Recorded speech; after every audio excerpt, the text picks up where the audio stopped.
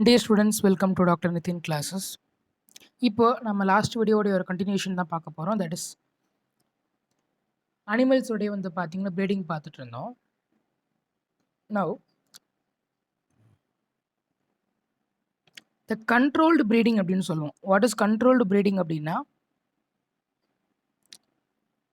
இதில் வந்து போய் ஆர்டிஃபிஷியல் இன்செமினேஷன் பண்ண போகிறோம். நாம தான் என்ன பண்ண போகிறோம், we are going to collect the semen from the காளமாட்டுலேருந்து நம்ம என்ன பண்ண போகிறோம், செமனை கலெக்ட் பண்ணி we are going to insert it into the cow. Okay, அப்போ ஆர்டிஃபிஷியலாக நம்ம என்ன பண்ண போகிறோம், இன்சர்ட் பண்ண போகிறோம். That is we are going to insert the insemination. Okay, so இதான் வந்து பார்த்தீங்கன்னா நமக்கு controlled experiment, breeding experiment. Okay, அப்போது நம்ம வந்து ஜஸ்ட் லைக் தட் மேட் பண்ண விடாமல் நாமளே என்ன பண்ணுறோம், நமக்கு தேவையான காளையை நமக்கு தேவையான கவுஸ் கூட வந்து பார்த்தீங்கன்னா மேட் பண்ண வைக்கிறோம் with artificial insemination. Okay, then another one thing, important thing, ஒரு technique very important, please note it. Multiple ovulation embryo transfer technology, MOET அப்படின்னு சொல்லுவோம். இது என்ன பண்ண போகிறோம் அப்படின்னு பார்த்தீங்கன்னா, it is actually use to increase the success rate of artificial insemination.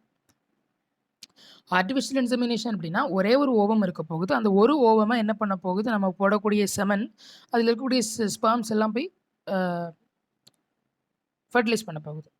But அது வந்து சான்ஸ் தான், சான்ஸ் கம்மி. ஒருவேளை எல்லா செமனும் வந்து பார்த்தீங்கன்னா உள்ளே போகாமல் இடையில தங்கிருச்சுன்னா ஒன்றும் செய்ய முடியாது இல்லையா. அதனால் அந்த சக்ஸஸ் ரேட்டை இன்க்ரீஸ் பண்ணுறதுக்காக என்ன பண்ண போகிறாங்க, இந்த மோயட்டை வந்து பண்ண போகிறாங்க. என்ன பண்ண போகிறாங்க இந்த கவுவில், முதல்ல கவ் இஸ் அட்மினிஸ்டர்ட் ஹார்மோன்ஸ், FSH ஹார்மோனை நம்ம வந்து இல்லை பண்ண போகிறோம். பண்ணும்போது நம்மளுக்கு என்ன கிடைக்கும், follicular maturation, Graafian follicle develop ஆகி ஓவியுலேஷன் நடக்கும். ஓவியுலேஷன் நடக்கிறதுக்கு பதிலாக 1 எக் ரிலீஸ் ஆகிறதுக்கு பதிலாக 6 to 8 எக் வந்து பார்த்தீங்கன்னா ரிலீஸ் ஆகுமா, due to we have administered artificial FSH. Right, ஆர்டிஃபிஷியலாக நம்ம வந்து பார்த்தீங்கன்னா FSH வந்து பார்த்தீங்கன்னா கொடுத்துக்கிறோம். அதனால் 6 to 8 எக் வந்து பார்த்தீங்கன்னா 6 to 8 eggs are produced. So the fertilized eggs 8 to 32 cells are recovered non-surgically and transferred to the surrogate mothers. The genetic mother is available for another round of superior ovulation. ரொம்ப easy. அதாவது என்ன பண்ண போகிறோம், 6 to 8 egg வந்து பார்த்தீங்கன்னா collect பண்ணிட்டோம். Collect பண்ணதுக்கு அப்புறமா என்ன பண்ண போகிறாங்க அப்படின்னு பார்த்தீங்கன்னா நத்திங். எதனால் 6 to 8 எக் ப்ரொடியூஸ் பண்ணணும் சார் அப்படின்னு கேட்டிங்கன்னா, நான் ஆல்ரெடி சொல்லியிருந்தேன் ஒரே ஒரு ஓவம் தான் இருக்குது. ஆனால் அதை ஃபெர்டிலைஸ் பண்ணுறதுக்கு நிறைய ஸ்பேம் போகுது. ரைட், அப்போ இவங்க என்ன பண்ண போகிறாங்க அப்படின்னு பார்த்தீங்கன்னா, இந்த 6 to 8 எக்கை வந்து பார்த்தீங்கன்னா தேர் கோயிங் டு கீப் இட். இப்போ கீப் பண்ணும்போது ஏதாவது ஒரு எக்கு வந்து பார்த்தீங்கன்னா ஸ்பேம் வந்து ஃபர்டிலைஸ் பண்ணும்போது இந்த ஒரே எக்கை வந்து பார்த்தீங்கன்னா ஒரு எக்கை மட்டும் என்ன பண்ணுவாங்க, தேர் going to keep it. And மற்ற எக்கெல்லாம் என்ன பண்ணுவாங்க, ரிமூவ் பண்ணிடுவாங்க. ஸோ அதில் 8 to 32 செல்ஸ் ப்ரொடியூஸ் ஆனதுக்கப்புறமா அதை என்ன பண்ண போகிறாங்க, தேர் going to take it and keep it இந்த சூரகேட் மதர். சூரகேட் மதர் அப்படின்னா வரணும் கிடையாது, வாடகை தாய்ன்னு சொல்லுவாங்க. விச் மீன்ஸ் வாடகை தாய், விச் மீன்ஸ் ஜஸ்ட் அந்த ப்ரெக்னென்சி டைமுக்கு மட்டும் அந்த பேபியை வந்து கேரி பண்ணிக்குவாங்க அவங்களுடைய வயிற்றில். ஓகே, பட் குரோமோசோம்ஸு அப்புறம் ஜீன்ஸ் செல்ஸ் எல்லாம் வேற ஒரு மதருடையது. ஆனால் அதை பேபியை கேரி பண்ண just carrying of the baby மட்டும் நம்மளுடைய சூரகேட் மதர் வந்து பண்ணுவாங்க. ஓகேவா, தட்ஸ் த மீன். இப்படி தான் வந்து பார்த்தீங்கன்னா multiple ovulation embryo transfer technology நடக்குது. எதனால் நடக்குது, to increase the success rate of artificial insemination. Okay, then bee keeping. So bee keeping பற்றி பார்க்கலாம். பீ கீப்பிங் அப்படின்றது வந்து பார்த்தீங்கன்னா it's otherwise called as apiculture. Okay, maintenance of the hives and honey bees. Okay, honey already நமக்கு தெரியும், it is a highly nutritional value to food and we are மெடிசன்ஸாக use பண்ணுறோம். அது மட்டும் இல்லாமல் அதில் ப்ரொடியூஸ் பண்ணக்கூடிய ஒரு வேக்ஸ் வந்து பார்த்தீங்கன்னா பீஸ் வேக்ஸ்ன்னு சொல்லுவோம், பீஸ் வேக்ஸ். ஓகே, இப்போ அதை நம்ம என்ன பண்ணலாம், ஹனி பீஸை வந்து எப்படி நம்ம மெயின்டைன் பண்ணலாம் அப்படின்னு கேட்டிங்கன்னா சில ப்ரொசீஜர்ஸ் இருக்குது. Knowledge of the nature and habit of bees. பீஸுடைய நேச்சர் தெரியணும், அது வந்து கொட்டுமா கொட்டாதா, இல்லைனா கொட்டினா வந்து ஏதாவது பாய்சனா, அந்த மாதிரி நமக்கு தெரிஞ்சிருக்கணும். ஸோ பீஸோடைய நேச்சர் தெரிஞ்சிருக்கணும்.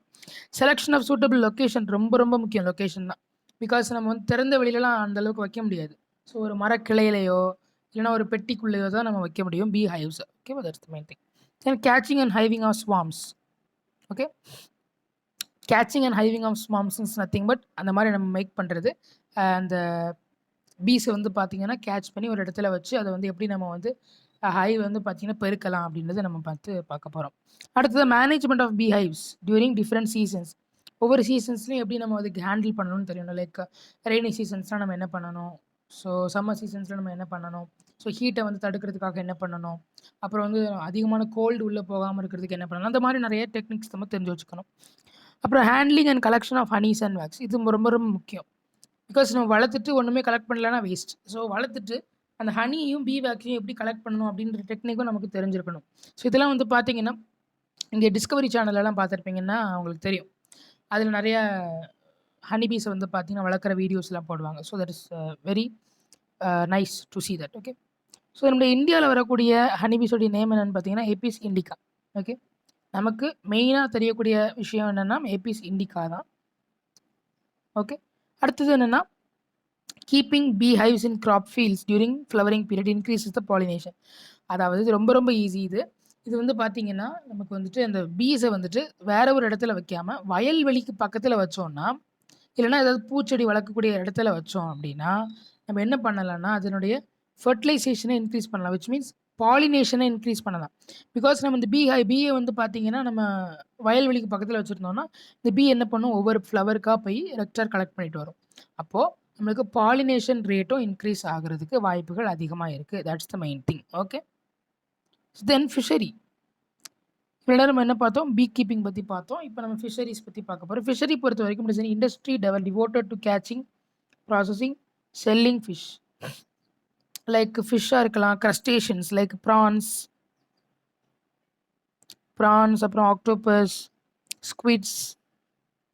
Okay, these are all the things regarding the fishery. ஃபிஷரியில் என்ன பண்ண போகிறோம், முதல்ல கேட்ச் பண்ண போகிறோம், ப்ரிசர்வ் பண்ண போகிறோம், ப்ராசஸிங் பண்ண போகிறோம், செல்லிங் ஆஃப் ஃபிஷ் பண்ண போகிறோம். ஓகே. இப்போ நம்ம வந்து ஃப்ரெஷ் வாட்டர் ஃபிஷ்ஷும் மெரைன் வாட்டர் ஃபிஷ்ஷும் பார்க்கலாம். ஃப்ரெஷ் வாட்டர் ஃபிஷ் பார்த்தீங்கன்னா நமக்கு catla, rohu, common carp. Please note it, very important for NEET exam. Catla, rohu and common carp. Common marine fish என்னலான்னு பார்த்தீங்கன்னா hilsa, sardines, mackerel and pomfrets. Is are all the marine fishes. Okay. இப்போது நம்ம என்ன பண்ண போகிறோம், there are different techniques applied to increase the production like aquaculture and pisciculture. So அந்த blue revolution அப்படின்னு ஒன்று வந்தது, அதாவது நீல புரட்சி அப்படின்னு ஒன்று வந்துச்சு. அதில் வந்து பார்த்தீங்கன்னா என்ன பண்ணாங்க, ஃபிஷ்ஷோடைய ப்ரொடக்ஷனை இன்க்ரீஸ் பண்ணுறதுக்காக நிறைய ஸ்டெப்ஸ் எடுத்தாங்க. அது என்னெல்லாம் அப்ளை பண்ணாங்க அப்படின்னு பார்த்தீங்கன்னா,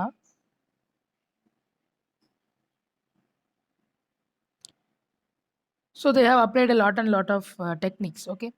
ஸோ அதை நம்ம வந்து பார்த்தீங்கன்னா, it is how not given in actually NCERT. நமக்கு வந்து பார்த்தீங்கன்னா ஜஸ்ட் அந்த ப்ளூ ரெவல்யூஷன் பற்றி தான் கொடுத்துருக்குறாங்க. ப்ளூ ரெவல்யூஷன்னா என்ன, just for the increase in the fish ப்ரொடக்ஷனுக்காக இந்த ரெவல்யூஷன் கொண்டு வந்தாங்க. Okay. Like in pisciculture and aquaculture ரெண்டுக்கும் வித்தியாசம் என்ன, பிசிகல்ச்சருக்கும் அக்வாகல்ச்சருக்கும் வித்தியாசம் என்ன அப்படின்னா, பிசிகல்ச்சர் என்னன்னா growing fish and selling. Okay. Or using its products of domestic and commercial use. So இது வந்து பார்த்தீங்கன்னா பிசிகல்ச்சரில் என்ன பண்ண போகிறாங்க, ஃபிஷ்ஷை வளர்த்து அதை வந்து பார்த்தீங்கன்னா விற்க போகிறாங்க. இல்லைன்னா அதுக்கிட்ட இருந்து எடுக்கக்கூடிய ஏதாவது டொமஸ்டிக் ஐட்டம்ஸ் லைக் முத்து எடுக்கிறோம், பியல் ஆயிஸ்டர்லேருந்து முத்து எடுக்கிறோம் இல்லையா, அது வந்து பார்த்தீங்கன்னா நம்ம பிசிகல்ச்சருக்கு வரும். அக்வாகல்ச்சர்னு என்ன, process of growing any aquatic animals and selling them for commercial purposes. It involves feeding, harvesting and many other processes. The most popular ones grown under controlled environments are shrimps, crab, fish, lobster, few others. இதில் என்ன பண்ண போகிறாங்கன்னா nothing, இதுலேயும் same process தான், but கமர்ஷியலாக என்ன பண்ண போகிறாங்க, பை லார்ஜ் ஸ்கேல் எக்கனாமிக்கல் வந்து பார்த்தீங்கன்னா லார்ஜ் ஸ்கேலாக வந்து பார்த்தீங்கன்னா பண்ண போகிறாங்க.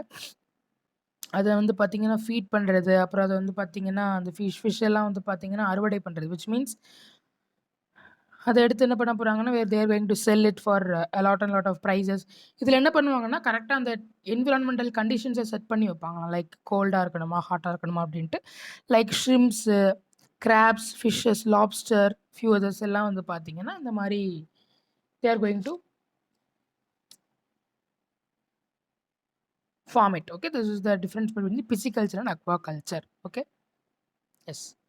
ஸோ இதில் நம்ம என்ன பார்த்துருக்குறோம், regarding pisciculture and also multiple ovulation embryo transfers technology பார்த்துருக்குறோம். ஸோ பீ கீப்பிங்கும் வந்து பார்த்துக்கிறோம். நெக்ஸ்ட்டு சாப்டரில் நம்ம நெக்ஸ்ட் வீடியோவில் நம்ம வந்து பார்த்தீங்கன்னா we are going to see about the plant breeding பற்றி டீட்டெயிலாக பார்க்க போகிறோம். ஸோ இவ்வளோ நம்ம டீச் பண்ணதெல்லாம் வந்து பார்த்தீங்கன்னா please go and read NCERT book. If you have any doubts please tell it in the Telegram group. Wish you all the best. Thank you.